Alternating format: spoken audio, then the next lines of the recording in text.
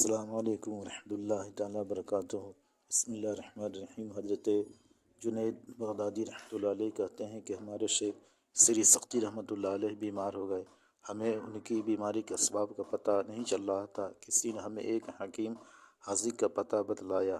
ہم ان کا پیشاب اس حکیم کے پاس لے گئے اور حکیم کچھ دیر توجہ سے اسے دیکھتا رہا، پھر بولا، یہ کسی عاشق کا قارورہ نظر آتا ہے۔ یہ سنتے ہی میں بے ہوش ہو گیا اور بوتل میرے ہاتھ سے گر گئی۔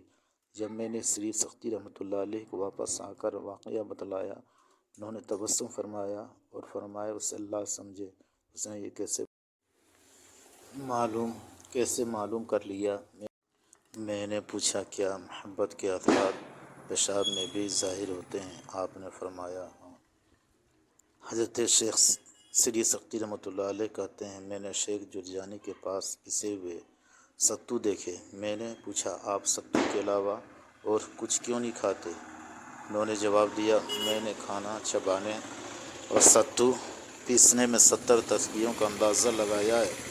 40 سال ہوئے میں نے روٹی کھائی ہی نہیں تاکہ ان تسبیحوں کا وقت ضائع نہ ہو۔ جناب سہل رحمۃ اللہ علیہ کا قول ہے کہ حب خدا کی نشانی حب قرآن ہے۔ حب خدا اور حب قرآن کی نشانی حب نبی ہے، اور حب نبی کی نشانی نبی کی سنت سے محبت